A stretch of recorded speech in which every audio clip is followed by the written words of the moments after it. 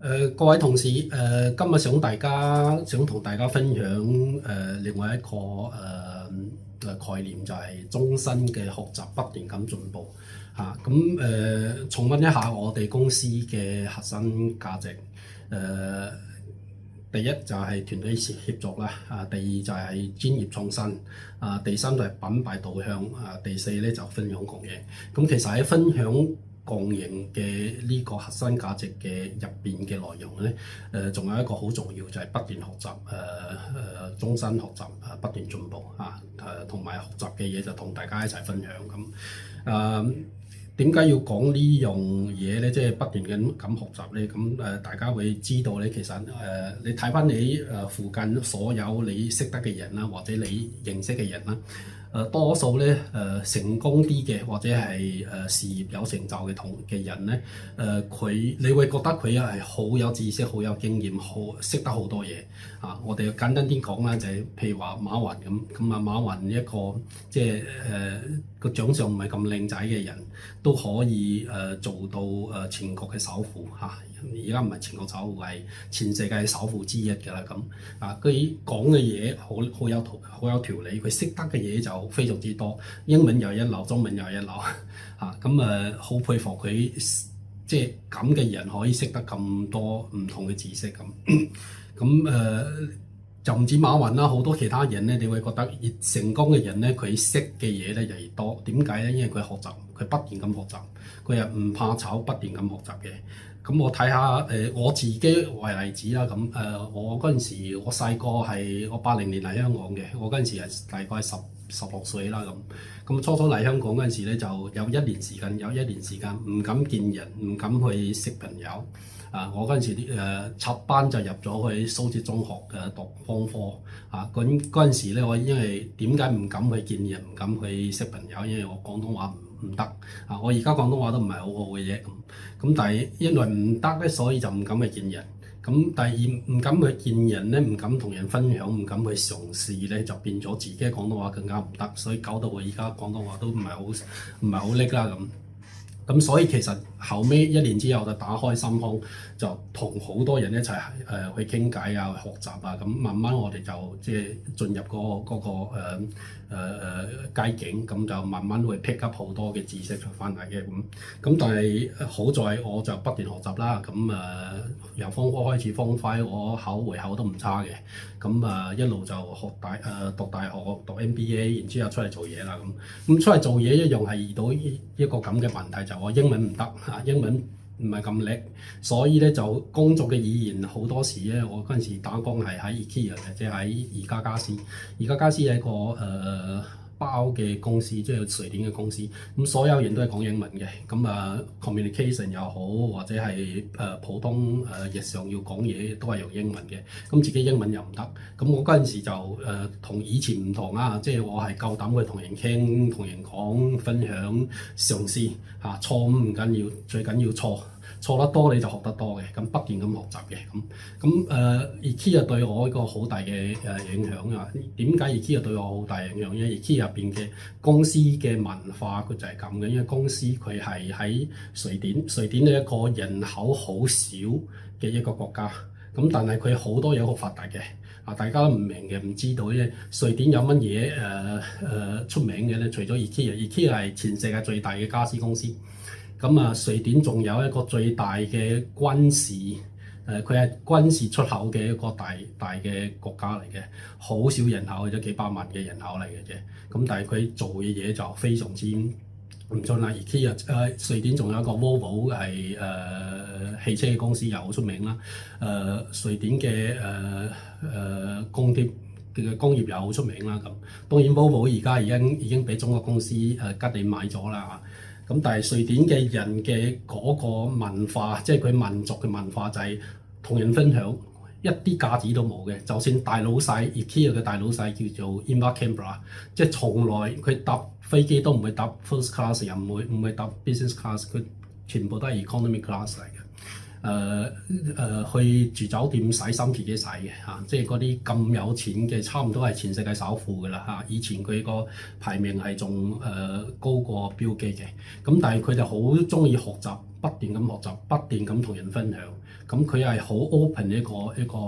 個公司文化啊。咁 IKEA 對我嘅影響非常之大嘅，咁所以我每一份工或者每一間公司我做嘅都係有咁嘅即係有咁嘅 culture， 即係話第一自己要冇架子，第二咧就係 open， 第三咧就係不斷學習，第四咧就不斷學習到嘅嘢同人分享啊。咁呢個就係我希望喺香港廣電又好，或者 PowerTech 啦，或者係我哋嘅Hong Kong Hydroponics公司入邊咧，希望大家會建立同一種同人哋唔同嘅一個公司文化，就係不斷學習，不斷同人分享啊。呢個就係我哋嘅核心價值其中之一。咁其實我再俾啲例子啦，類似我哋同事 Donald 啦啊。我第一次識得 Donald 嗰陣時就喺金橋嘅，嗰陣時我係做緊marketing 嘅 director 嘅。咁Donald 就啱啱畢業咗冇幾耐，大學畢業冇幾耐就係參加咗我哋嘅工作啦。咁我嗰陣時第一次認識佢就係因為喺一個春晚春節嘅晚會，喺佢跳 break dance 好叻嘅。我前2日先同阿 Donald 喺度講笑咁，你下次就係跳個 break dance 嚟睇睇啦。咁阿 Donald 嗰陣時啱啱畢咗業冇幾耐咧，就識嘅嘢唔多嘅，咁但係佢不斷學習，好叻不斷咁學習。你睇下大家同阿 Donald 而家一齊工作接觸，你會感覺到 Donald 識嘅嘢非常之多嘅。咁但係佢同大家一樣嘅，即係唔止同大家一樣咧，即係其實大家生出嚟都係一張白紙啦。咁初Donald入咗間公司做嘢嘅時候，佢有好多嘢都唔識嘅。咁但係咧，佢係一種不斷學習嘅心情去做嘢，不斷咁去提高自己、提升自己嘅嚇。咁佢而家識嘅嘢就幾乎我哋所有同事都係揾佢做幫忙嘅。咁我係話 Donald 係一個萬金油嚟嘅嚇，佢打字又好快嚇，作文又好快，中文英文又好嚇，咁非常之叻。咁呢個係其中一個例子。我唔係話阿 Donald 點樣叻，因為我哋大家都可以一樣同 Donald 一樣咁叻嘅嚇，冇所謂。我哋不斷學習，你就會有叻嘅啦。咁另外類似商君啦，商君又係一樣啦。咁初因為商君係比較內向啲啦，咁但係佢做嘢就好努力嘅，咁但係不斷學習嘅。咁而家我哋好多視頻阿商君做嘅甚至會有某一啲嘅 computer， 我哋之前做CRM 咧係商君做嘅，係大家都由零開始嘅所以咧不斷學習，我哋就會不斷咁進步嘅。咁另外一個例子就係潘生啦，潘生俾我個好好嘅一個好好嘅一個印象，因為佢識得好多嘢以前佢係做警察嘅，咁後尾做咗水耕協會嘅主席。咁佢識得嘅嘢，無論係同一啲鄉紳嘅關係點樣對接啲鄉紳點樣對接啲政府嗰啲官咁佢真係你會感覺到係不斷咁學習嘅。佢就算係而家咁嘅年紀，因為佢係我哋公司入邊最有經驗嘅一個人嘅，咁但係佢都係不斷每一日都不斷喺度學習嘅，所以我哋係要即係真係要大家我哋公司嘅入邊嘅同事咧，要培養一個咁嘅精神，就係不斷學習，終身學習，不斷學習，即係學到嘅嘢就同啲其他同事一齊分享另外一個例子就係話我喺金橋旅行財公司做嘢嘅時候，我嗰陣時做銷售嘅，我就買咗100幾本中文英文嘅有關旅行財嘅生產嘅書以前就冇 internet 啦，或者 internet 嘅嗰啲冇咁盛行啦，咁我就買咗好多實體書咁我因為做嘢嘅關係，我經常去 traveling 啦，就去美國去歐洲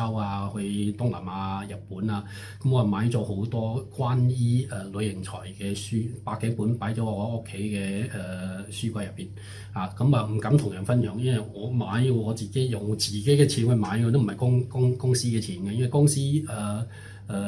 老闆都唔知道我自己使咗好多錢去買咗咁多嘅書，咁我就擺咗喺自己書櫃，就自己去學習。喂，100幾本書你點睇得咁多你睇完晒之後你都唔記得啦。咁但係我係睇咗啲嘢，而且係懂得或者識得有一啲我哋其他同事唔識得嘅嘢嘅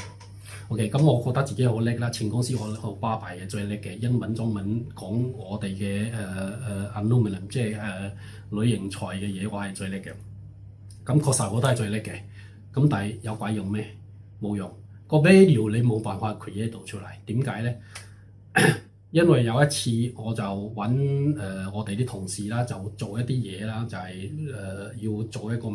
做一篇文演文，我哋做 marketing， 即係做銷售，要話俾人聽嘅。咁你要寫一篇文，你又係咪要使時間，使好多時間啦？咁我就叫我哋啲同事做嘅。我哋啲同事話：唉，唔識做，搞咗成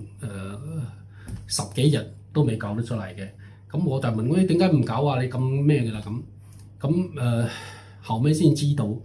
佢周圍去湊資料，湊唔到佢應該要湊到嘅資料嘅。咁但係我就話咁簡單嘅嘢，你咁樣湊唔到嘅。咁嗱，我大把書啦，嗱呢啲書你去睇啦。咁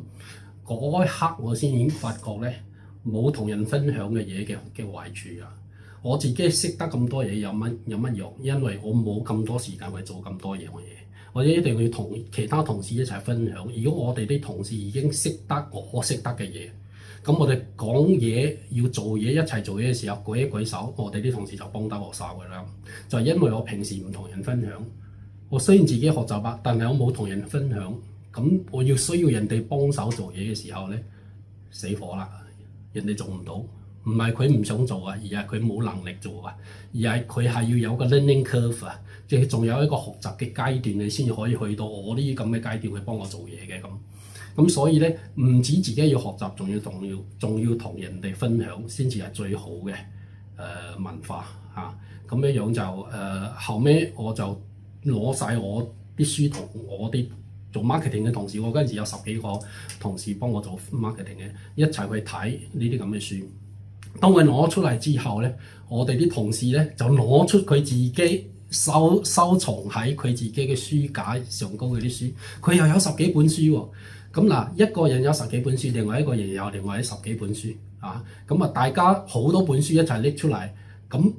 呢個咪就係分享咯。我識得嘅嘢，人哋唔識得，我同佢分享；我唔識得嘅嘢，佢識得嘅嘢同我分享。咁喺好短時間之後，大家一齊去成長咧，就一下就發展得好快嘅。咁我哋喺金橋咧，我哋係做啲鋁型材嘅。咁我哋做好多嘅大公司，譬如話 Apple 啦。蘋果嚇，蘋果咧係我哋大家一齊去揾嘅一個客揾咗之後咧，蘋果就叫我哋同富士康合作，因為蘋果就用富士康幫佢做 OEM 嘅產品嘅。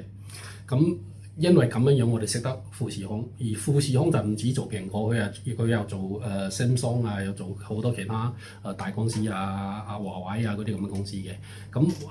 蘋果、華為同埋 Samsung 嘅好多 computer 嘅 keyboard 咧係金橋做嘅